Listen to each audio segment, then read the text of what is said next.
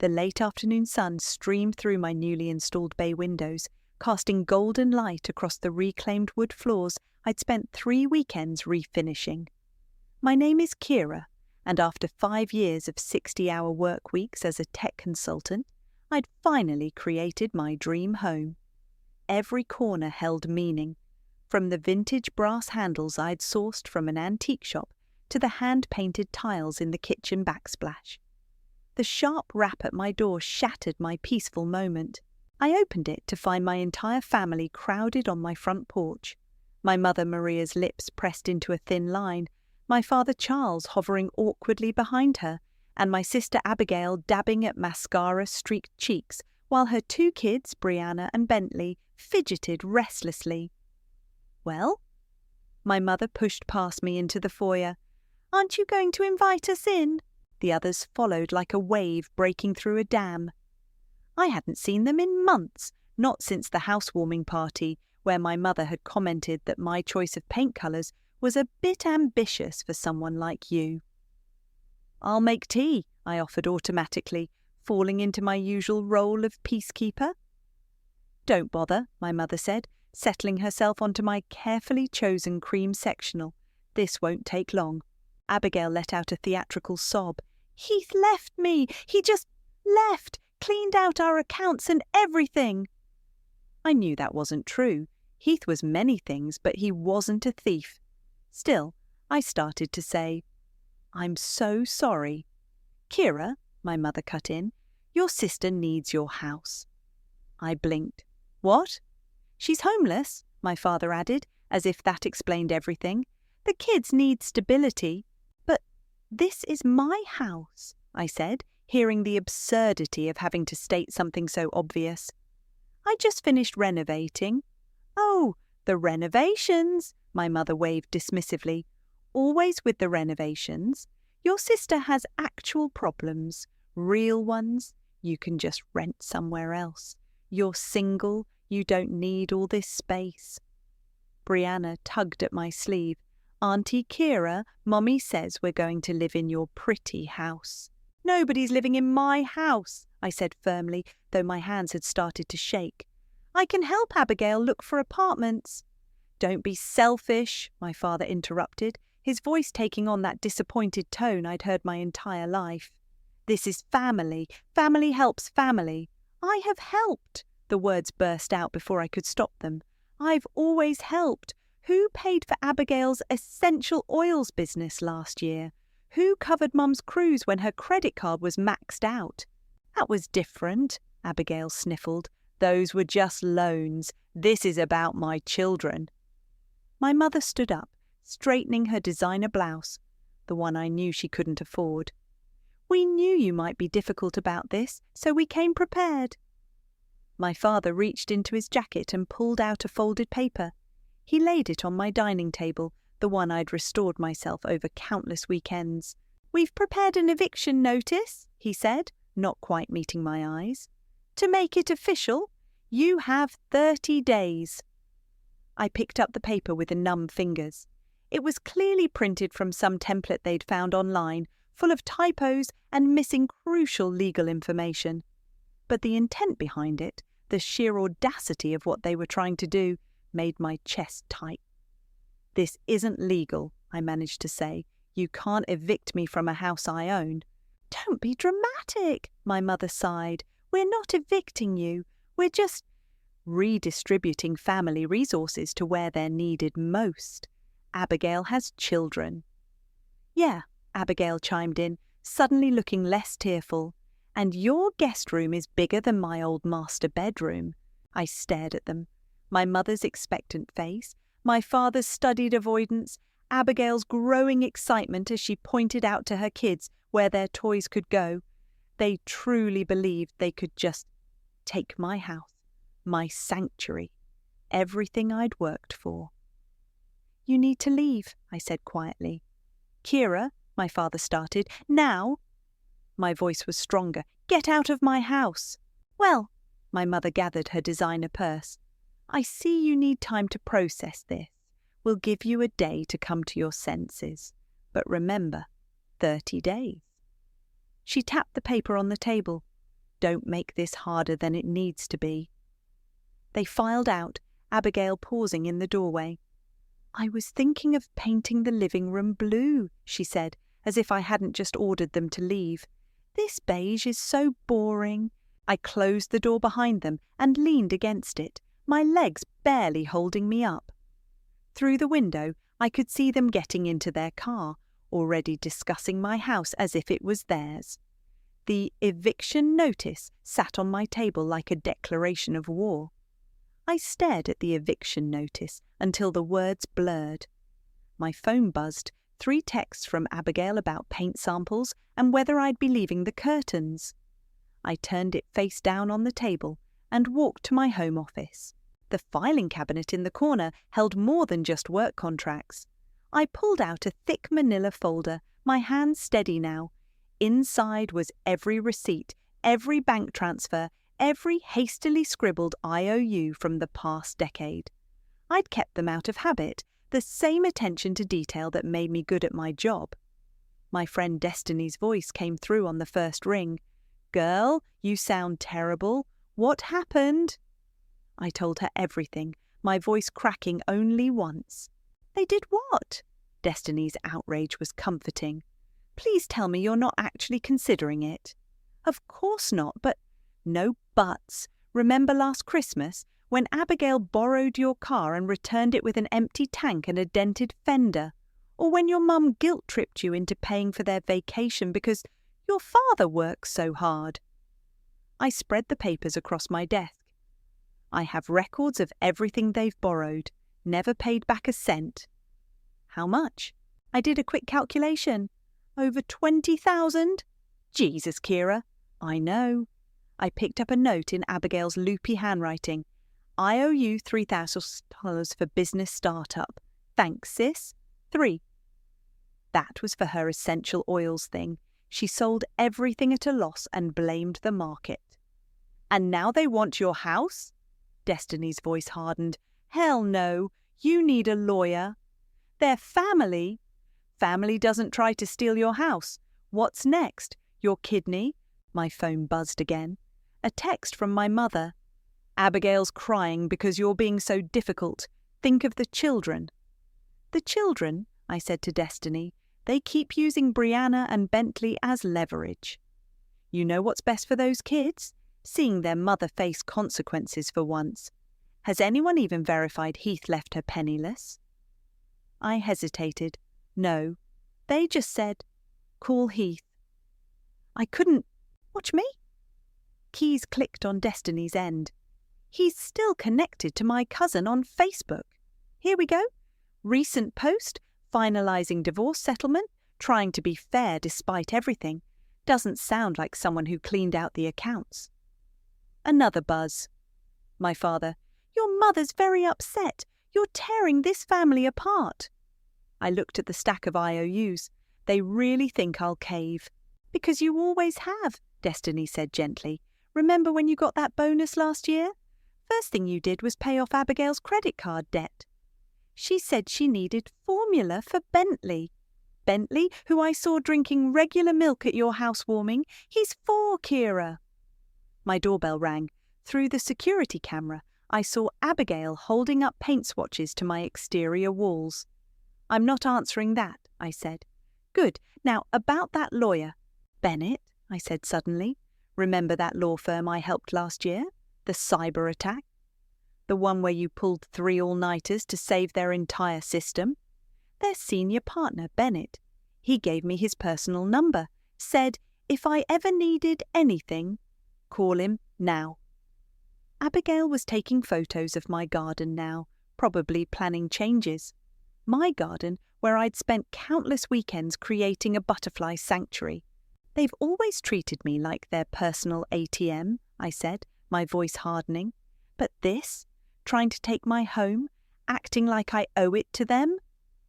"So what are you going to do about it?" I picked up the pathetic excuse for an eviction notice, then looked at my folder of evidence. A decade of financial abuse, documented in black and white. "I'm going to show them exactly who they're dealing with." "That's my girl." After hanging up, I sent a brief email to Bennett's office, attaching scans of the eviction notice and a few choice IOUs. His response came within minutes. "In meetings all day, but this is outrageous. Call my cell at 5 p.m. sharp. We'll fix this." My phone buzzed again, a family group text from my mother. "Dinner tomorrow to discuss Kira's move-out timeline, 6 p.m. sharp, don't be late." I didn't respond. Instead, I made coffee and started scanning every document, every message, every manipulative text. By the time 5 p.m. rolled around, I had a complete digital record of their exploitation. The eviction notice still sat on my table, a symbol of their ultimate entitlement. They thought it was their trump card. They had no idea it was about to become mine. My phone showed 4:59 p.m. I picked it up, Bennett's number ready, time to show my family what happens when you push too far. Bennett's voice was exactly as I remembered, calm, precise, with an undercurrent of steel. "Kira, I've been reviewing what you sent. Tell me everything." I laid it out chronologically, starting with their ambush and ending with Abigail's impromptu exterior design consultation. Bennett listened without interrupting, though I heard his pen scratching notes. "Let me be clear," he said when I finished. "They presented you with a fake eviction notice for a property you own outright?" "Yes, they found some template online." "And your sister is claiming her ex-husband left her destitute?" "That's what they say." "Interesting." More scratching. "Because I just had my assistant do some preliminary research. Your sister's ex-husband filed all his divorce paperwork properly. The settlement includes a substantial alimony payment and half their marital assets." I sat up straighter. "So she's not homeless?"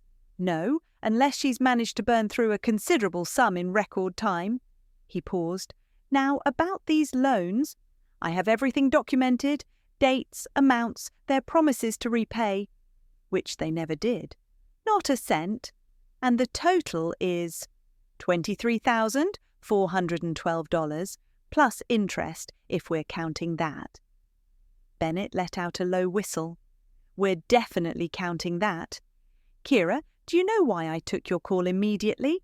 Because I helped with the cyber attack?"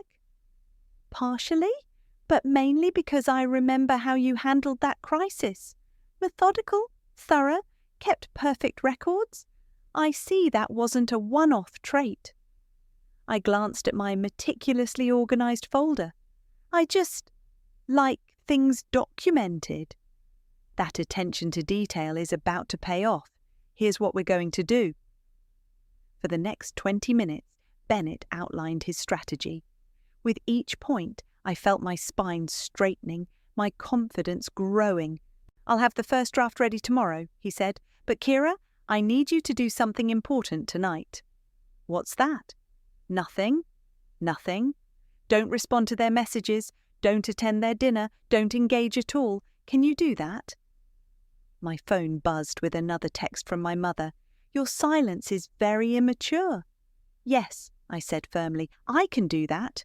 "Good, because tomorrow we're going to teach them about consequences." After hanging up, I ordered takeout and watched my phone light up with increasingly demanding messages. "Abigail, I need your paint samples by tomorrow." "Mother, this behaviour is exactly why we worry about your judgment." "Father, your mother can't sleep because of this." Around midnight, my Aunt Kennedy called. I let it go to voicemail. Her message was predictably guilt-laden. "Kira, honey, everyone's so worried. Just come to dinner tomorrow and we can work this out like family." I deleted it. The next morning, Bennett's email arrived exactly at 9 a.m. The attached letter was a masterpiece of legal precision. It addressed my parents and Abigail by their full legal names. It referenced specific laws they'd violated. It detailed every loan with dates and amounts, including calculated interest. The final paragraph was particularly satisfying. Furthermore, my client demands immediate cessation of all harassment and trespassing attempts. Any future unauthorized visits to her property will result in immediate legal action. You have 10 business days to propose a reasonable repayment schedule for the outstanding debt of $23,712 plus applicable interest. Failure to respond will result in formal legal proceedings. I read it 3 times, my smile growing wider each time. "One more thing," Bennett said when I called to approve it. "I had my investigator do some digging. Want to know what your sister spent her divorce settlement on?" "Tell me." "A 2-week spa retreat in Arizona. First-class flights. She got back 3 days before showing up at your door." I thought about her tears, her claims of destitution. "Send the letter." "Already done. Certified mail. Delivery confirmation required. They should receive it." He paused. Right about now, actually. I imagined their faces as they read it. My mother's righteous indignation crumbling. My father's false confidence evaporating. Abigail's paint swatches dropping from her manicured fingers. "Bennett," I said, "thank you." "Don't thank me yet. This is just the beginning.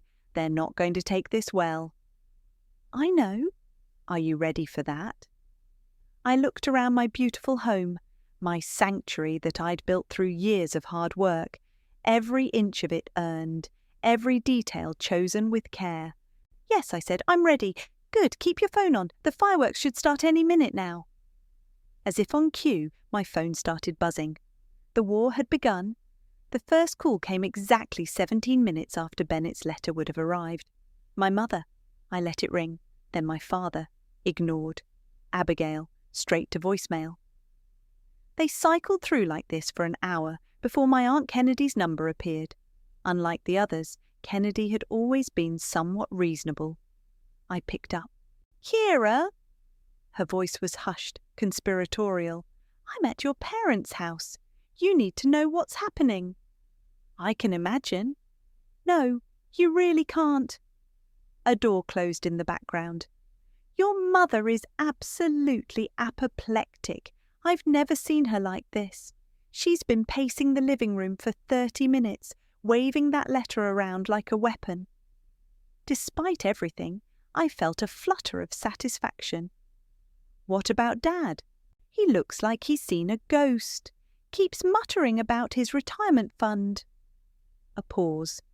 "Kira, the amount in that letter, is it accurate?" "Down to the last penny. I have records of everything." "Your mother's claiming you made it all up." "Of course she is." I opened my laptop, where I'd organised all the evidence. Would she like to explain the cruise tickets I paid for, or the cheque I wrote for Dad's golf club membership? Kennedy was quiet for a moment. "And Abigail?" "Just got back from a luxury spa retreat in Arizona. First class all the way." "What?" Kennedy's whisper turned sharp. "But she told everyone Heath left her penniless."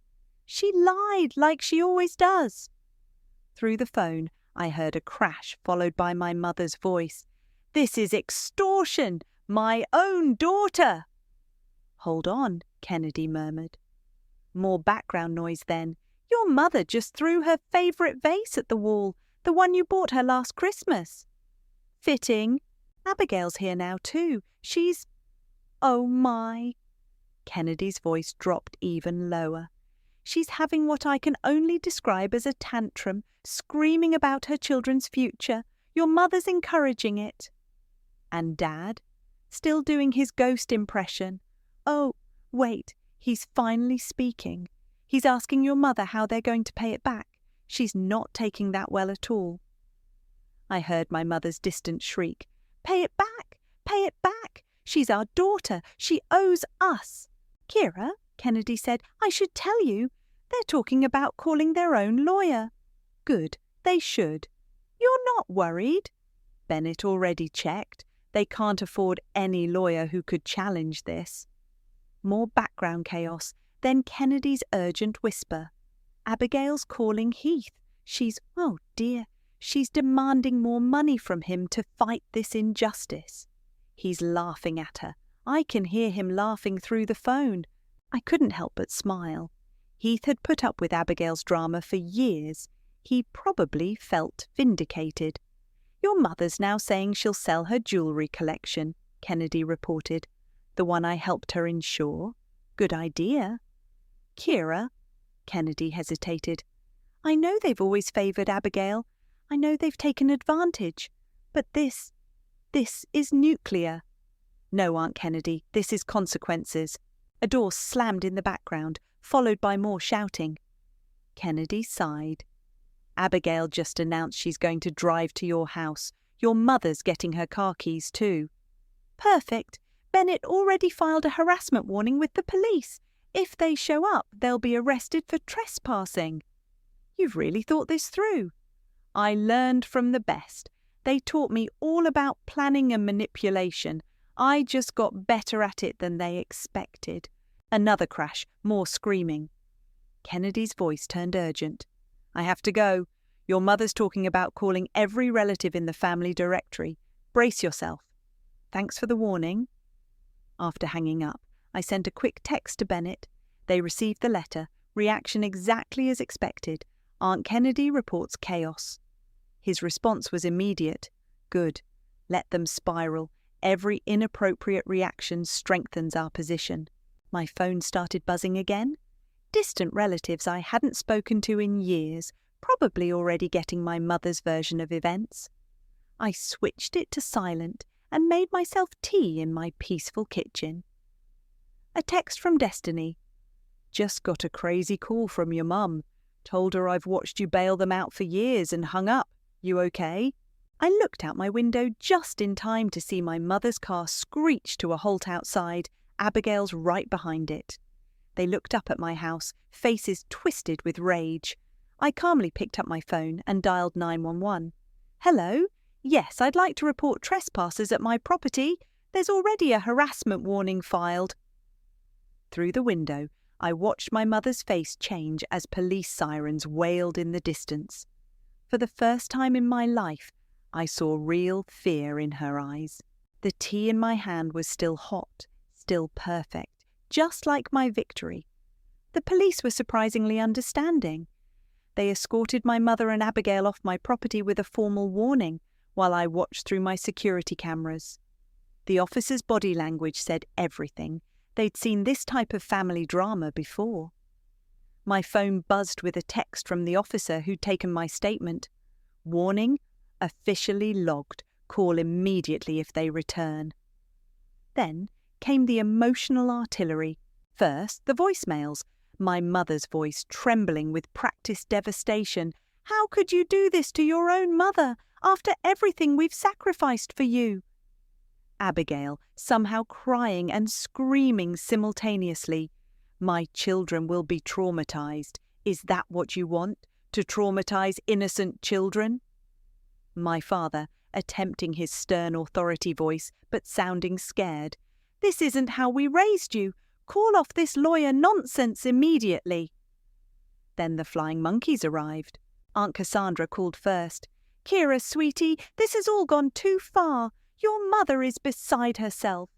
Is she beside herself about the $23,000 she owes me? Money isn't everything. This is family. Funny how that argument only works in their favour. She gasped.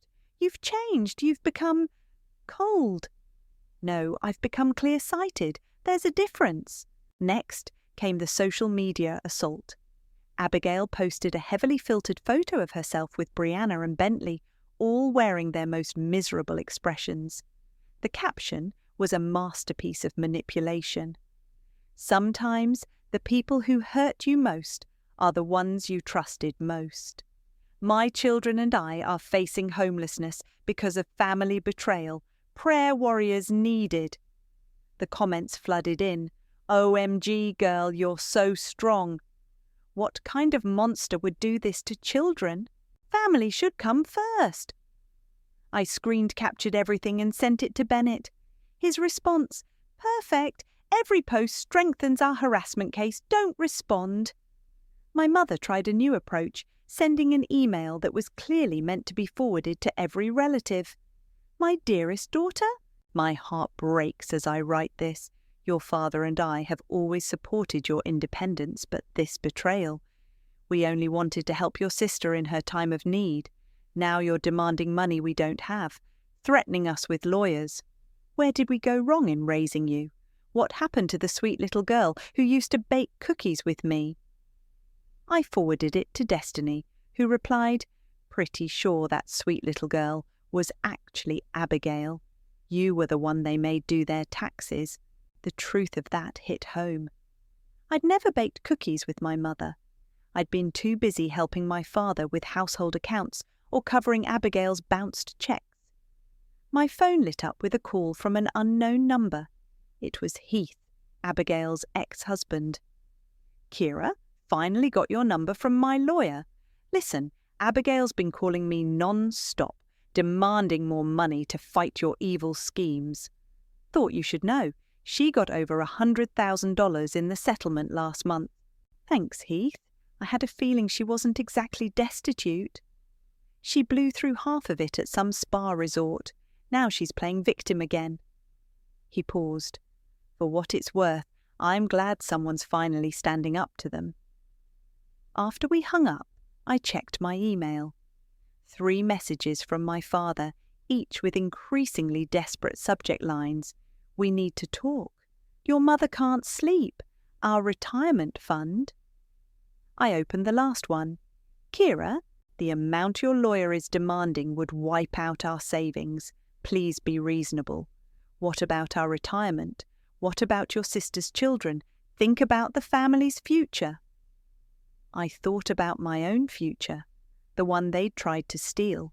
My house, my sanctuary, my financial security. The doorbell rang. Through the camera, I saw Aunt Kennedy holding a paper bag. "I brought wine," she said when I opened the door, "and information." Over glasses of Cabernet she filled me in. "Your mother's called every relative who might have money to lend them. No takers. Your father's looking into reverse mortgages. And Abigail—" She took a long sip. "Abigail's telling everyone she's going to sue you for emotional distress. Bennett will love that." "Kira," Kennedy set down her glass, "I owe you an apology. All these years I watched them take advantage of you. I never said anything. You're saying something now because you're saying something now." She smiled sadly. "They never thought you'd fight back. That was their biggest mistake." My phone buzzed again, another tearful voicemail from my mother. I deleted it without listening. "They still think they can break me," I said. Kennedy reached for the wine bottle. "Then they clearly don't know you at all." As we poured second glasses, my security system pinged. Abigail was driving past again, slowly photographing my house. I picked up my phone to call the police. Again. The war of attrition was on, but this time I wasn't the one being worn down. Bennett's call came early Monday morning. "They've hired a lawyer, if you can call him that." "How bad?" "He sent me a rambling email about family obligations and moral duties. Clearly fresh out of law school. Want to hear the best part?" "Tell me." "He's demanding we drop everything in exchange for, quote, a sincere apology and future considerations." I laughed. "Future considerations?" "I've sent back a formal response. They have until Friday to present a reasonable repayment plan or we file suit." My doorbell rang. Through the camera, I saw Abigail standing there with Brianna and Bentley. "Bennett, I have to go. Abigail's here with the kids." "Record everything." I activated my phone's recording app and opened the door. "Kids," Abigail announced dramatically, "say goodbye to Auntie Kira's house. The house she won't share with you, even though you're homeless." Brianna looked confused. "But Mum, aren't we staying at Grandma's?" Abigail's face tightened. "Brianna, what did I tell you about speaking out of turn? Now cry for Auntie Kira. Show her how sad you are." "That's enough." I kept my voice level. "You're trespassing again. The police have already—" "The police!" Abigail shrieked, pulling out her phone. "Perfect! Film this, kids. Show everyone how mean Auntie Kira calls the police on children." I pressed my emergency contact. Officer Rivera answered immediately. Miss Watts, another incident? Using her children as props this time. Units are already nearby. Hold tight. Abigail was live streaming now, tears flowing perfectly. My heartless sister is threatening me with police. My babies are traumatized. Bentley tugged her sleeve. Mum, I need to pee. Not now. Mommy's making content. Sirens wailed in the distance. Abigail's face lit up with perverse excitement. Yes, everyone watch. See how they persecute a single mother. 2 police cars pulled up. Officer Rivera stepped out looking tired. Miss Abigail, we've discussed this. There's an active harassment warning. I'm just visiting family. With a live stream? He nodded at her phone. This is your final warning. Next time means arrests. But my children are being used as emotional weapons, he finished firmly. Don't make us call child services. That threat landed. Abigail's stream cut off instantly. Come on, kids, your aunt clearly hates you. But Mom, Brianna protested, you said we were just making a video to get money from… Brianna, car, now! After they left, Officer Rivera turned to me. We've documented everything. Your lawyer will want this footage. My phone buzzed. A text from my father. Your mother's in bed with anxiety. Are you happy now? I showed Officer Rivera. Add this to the harassment file. Already on it. By evening, Abigail's failed live stream had morphed into a heavily edited social media post. Police called on innocent children. Swipe to see my baby's tears. Toxic family. Yee, pravies. Destiny called. Girl, your sister's gone full melodrama queen. She's started a GoFundMe. For what? Legal fees to fight family betrayal. She's asking for $50,000. I forwarded this to Bennett, who replied, Perfect, documenting attempted financial fraud. The next morning, my Aunt Cassandra tried a new angle. Your mother's talking about selling her wedding ring, the one your grandmother gave her. Is that what you want? What I want is the money they borrowed. They're family. They didn't think you'd actually expect it back. That's the problem. My security system pinged again. My mother's car, driving past slowly, then my father's, then Abigail's. A parade of guilt and intimidation. Bennett called. Their lawyer just tried to negotiate, offered $5,000 and, you'll love this, suggested you give Abigail the house as compensation for emotional damages.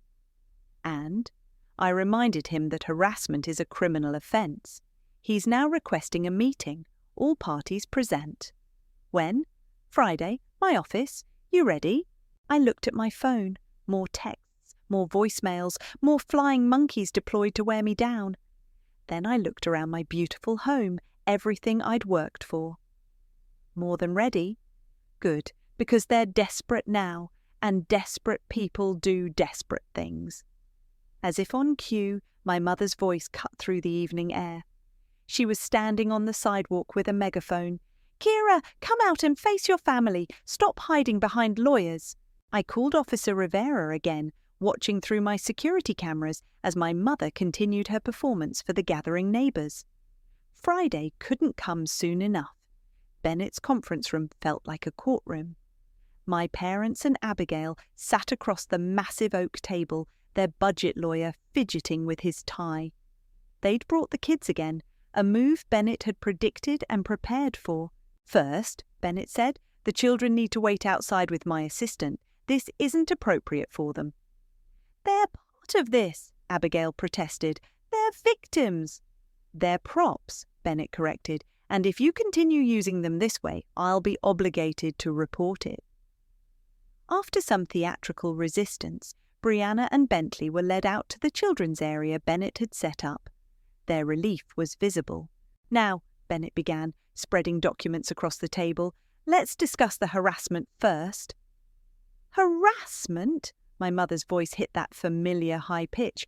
We're the ones being harassed with these ridiculous demands. Bennett clicked a remote. The wall screen lit up with a compilation. Abigail's live stream, my mother with the megaphone, their cars circling my house, the social media posts, the GoFundMe page. "Mr. Jenkins," Bennett addressed their lawyer, "I assume you've advised your clients about the legal implications of these actions?" The young lawyer tugged his tie again. "We, maintain these were attempts at family reconciliation." "Interesting interpretation." Bennett played the clip of Abigail coaching her children to cry on command. My father shifted uncomfortably. "We were desperate. You're trying to bankrupt us." "No," I said, speaking for the first time. "We're asking you to repay what you borrowed." "Borrowed?" My mother laughed sharply. "Family helps family. We never thought you'd be so petty as to keep track." Actually, Bennett pressed another button. Images filled the screen. Bank transfers, IOUs, emails promising repayment. "Your daughter," Bennett continued, "has documented everything, every loan, every promise, every excuse." Their lawyer leaned forward, finally looking worried. "Perhaps we could discuss a reasonable settlement."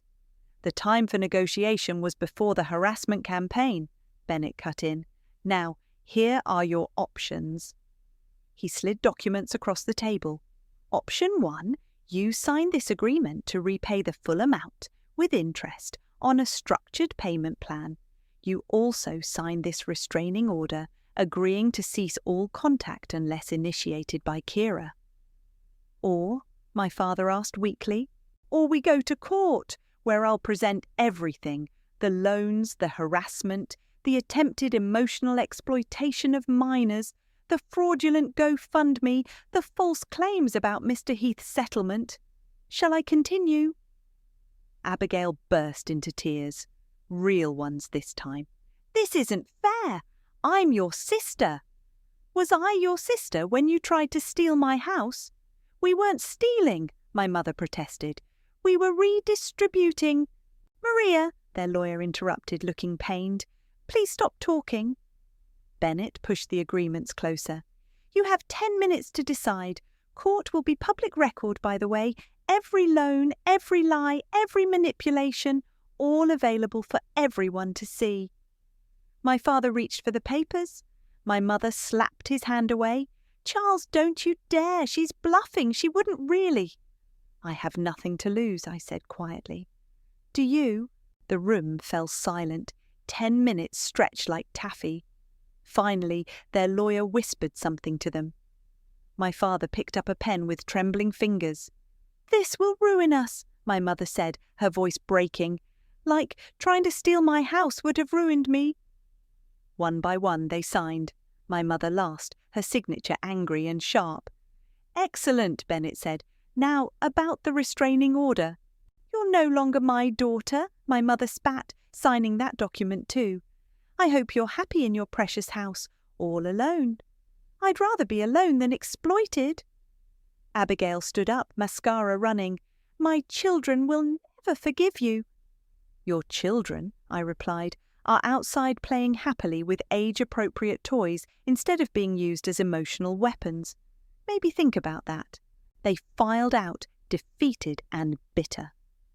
Through the conference room window, I watched Brianna and Bentley reluctantly leave their games to join their mother. Their genuine smiles faded on cue. "Well," Bennett said, gathering the signed documents, "that went exactly as expected. Will they actually pay? They don't have a choice. The payments will be automatically deducted. If they default, we can place liens on their assets." He paused. "Are you okay?" I watched my family disappear into the elevator, my mother's rigid back, my father's slumped shoulders, Abigail's dramatic sniffles. I searched for the word. "Free?" "Freedom," Bennett said, "often comes at a price."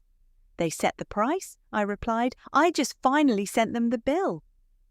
Outside, the summer sun was bright and clean. I walked to my car alone, but for the first time in my life, alone felt like a choice rather than a punishment. The first automatic payment hit my account on schedule. The second too. By the third, my mother had cancelled her country club membership, and my father had taken a part-time job at a hardware store. Destiny brought wine to celebrate.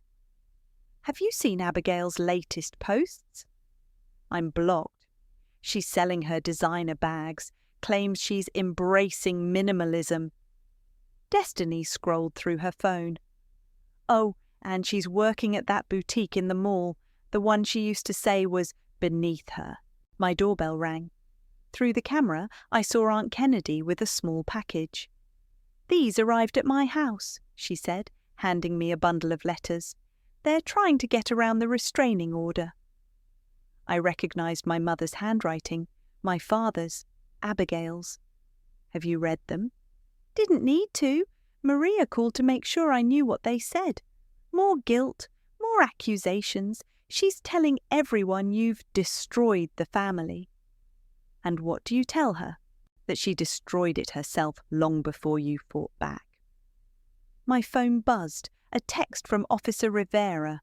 "Thought you should know, your sister's been warned about driving past your house again." "They're still trying," I told Kennedy. "Of course they are. But look at you, renovating your garden, starting that coding program for girls, living your life. That's what really drives them crazy." "The payments are killing them," I said. "Dad asked his sister Cassandra for a loan. She refused." Good. Let them learn about consequences." A car slowed outside, Abigail again, right on schedule. But this time, Brianna was in the passenger seat, and she waved at me before her mother yanked her arm down. "The kids miss you," Kennedy said softly. "I miss them too, but they're better off without the drama." My security system pinged, a notification from the front door camera. Someone had left flowers, simple wildflowers, no card. "Wasn't me," Kennedy said, but she was smiling. That evening, I taught my coding class. 20 girls eager to learn, no hidden agendas or emotional manipulation. One of them, Sophie, reminded me of myself at that age. Quiet, detail-oriented, determined. "My mum says girls aren't good at computers," she told me after class. "My mum used to say similar things," I replied. "Want to know a secret? Mums aren't always right." At home, I found another email from Bennett. "Your father called my office, asked if we could reduce the payments. I reminded him about the court alternative. He hung up." I clicked through my security cameras out of habit. No family members circling today. The street was quiet, my garden peaceful in the evening light. The butterfly bushes I'd planted were finally blooming. My phone lit up. A text from Heath. "Heads up, Abigail's telling everyone she's writing a book about toxic family betrayal. Thought you'd want to know." I forwarded it to Bennett, who replied instantly. Let her try. Discovery would be fascinating. The doorbell rang again. This time it was Destiny with takeout. "Thought you might want company. Kennedy's coming too." We sat in my kitchen in my house that nobody could take from me, and Destiny raised her glass. "To consequences." "To boundaries," Kennedy added. "To peace," I said. Later, after they'd left, I found a small package on my porch.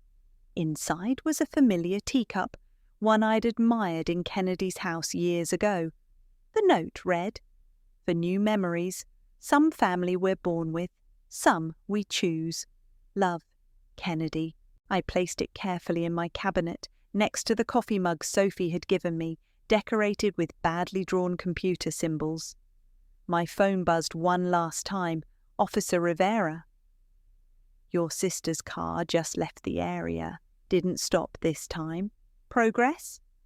Maybe. Or maybe they were just tired. Either way, I didn't need to know. Their lives weren't my responsibility anymore. I made tea in my new cup and sat in my garden. A butterfly landed on the flowers I'd planted, its wings opening and closing slowly, at peace in its chosen spot. Inside, my house was quiet. Not the suffocating quiet of loneliness, but the peaceful quiet of sanctuary. Every room held traces of my new life, student projects from my coding class, plants from destiny, Kennedy's little gifts, photos of genuine smiles and real friendships. The automatic porch light clicked on, illuminating a small section of garden. In its glow, more butterflies gathered, drawn to the flowers I'd chosen, the space I'd created. My phone stayed silent. No drama, no demands, no guilt, just peace. And in the end, that was the sweetest revenge of all.